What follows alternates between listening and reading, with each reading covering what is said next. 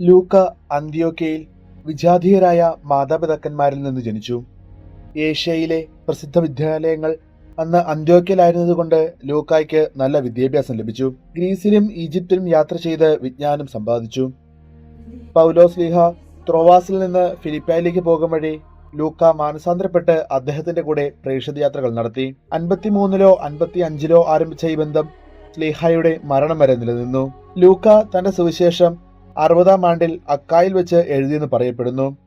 സ്ലീഹായുടെ പ്രസംഗങ്ങളെ ആശ്രയിച്ചാണ് ലൂക്ക സുവിശേഷം എഴുതിയത്.